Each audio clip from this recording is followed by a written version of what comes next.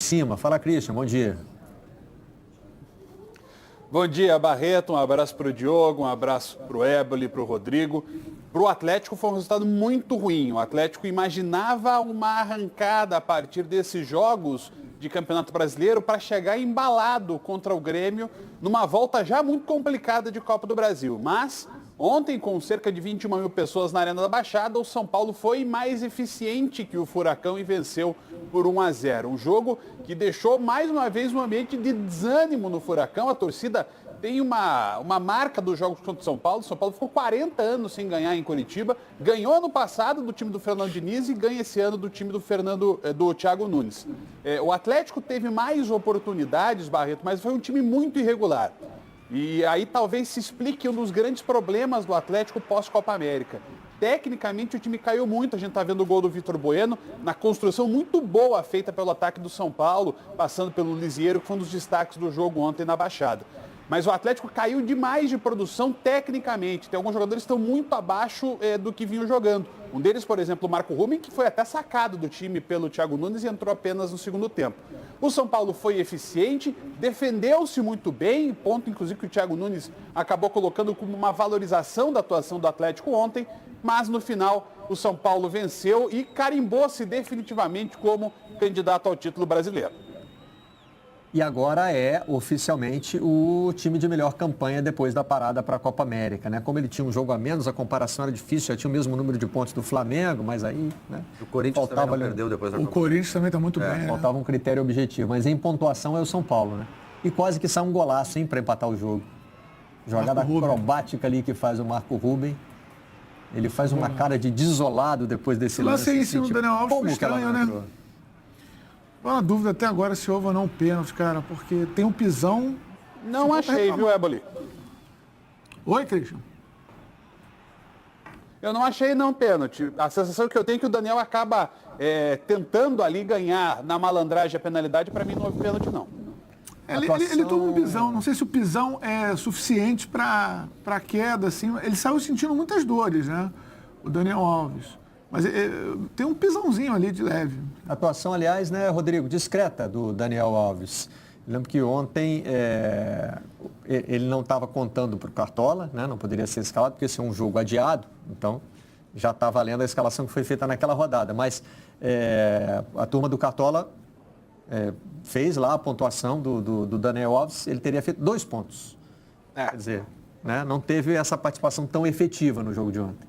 Ele ficou encaixotado na defesa do Atlético, Marcelo. Ele conseguiu dar um chute no gol o jogo inteiro. Tentou participar, mas a marcação chegava sempre em cima dele. Fica todo mundo de olho, né? Ele agora vai ser um jogador muito visado e é comum que isso aconteça. Ontem ele realmente não conseguiu jogar muito bem porque o Atlético não deixou.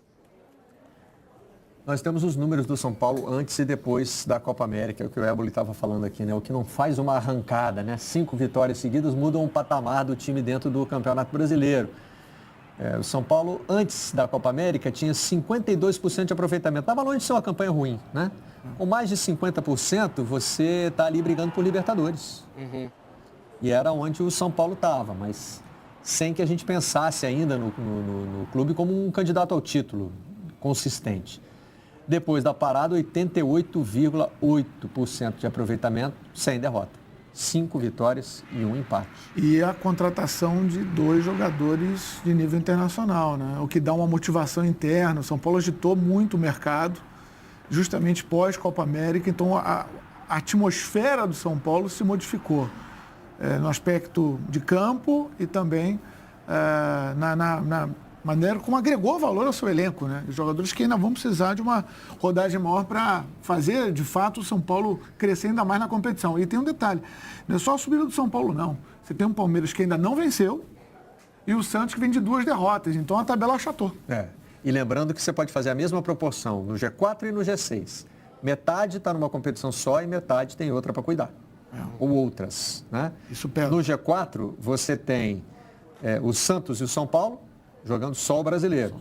O Palmeiras e o Flamengo jogando também a Libertadores. No G6 você tem o Corinthians. O Corinthians está na Sul-Americana, ele quebra a minha... Você tem Atlético e Corinthians na Sul-Americana e no Brasileiro. E o Internacional... Tá certo. O Internacional também ali no meio do caminho nas 3. Sétimo nas 3.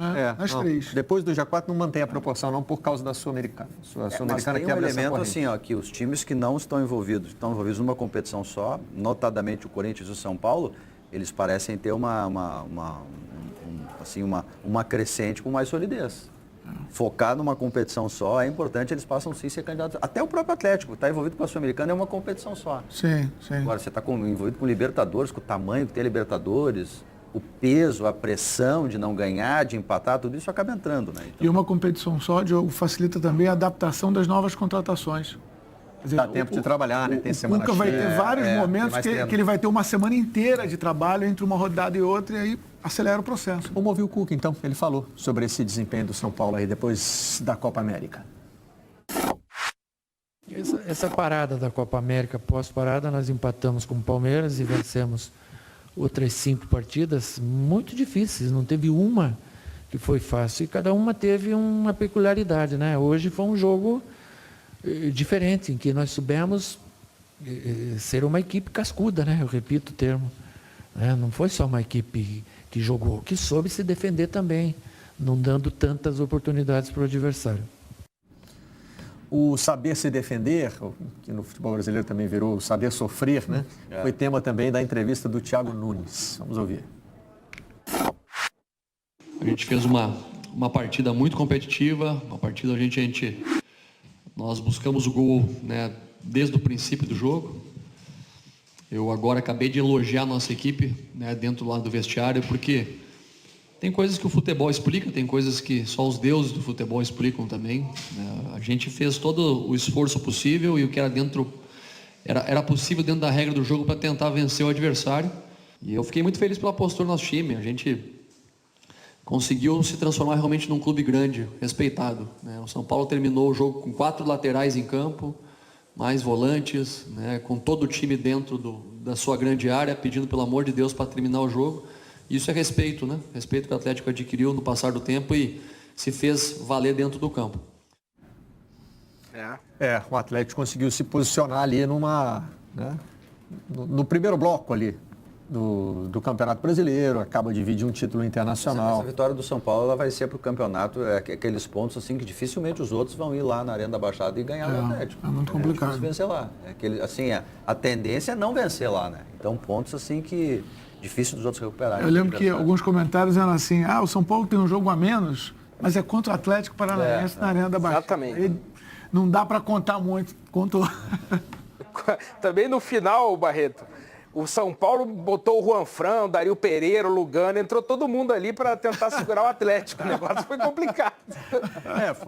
Foi o que o Thiago disse, né, o Christian? Demonstra o respeito que grandes clubes do Brasil passam a ter pelo Atlético Paranaense, principalmente quando jogam na Arena da Baixada.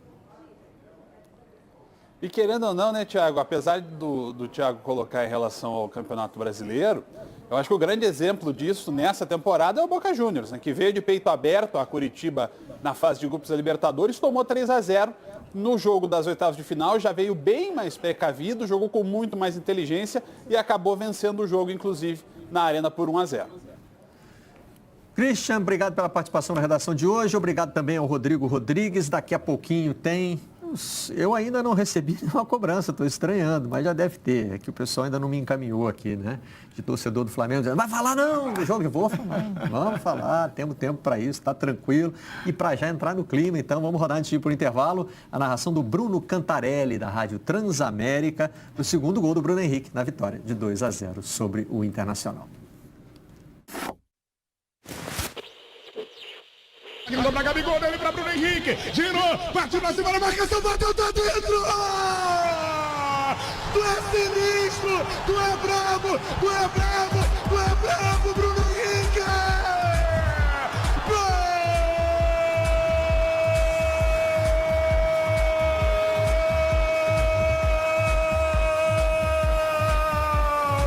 É do Mengão, galera! Bruno Henrique! De seleção, é gol da nação, Bruno Henrique, cara! Bruno Henrique você é brabo! Tu é brabo demais, cara! O passe do Gabigol, ele tira, bate pra cima da marcação e bate no canto direito do Marcelo Lomba!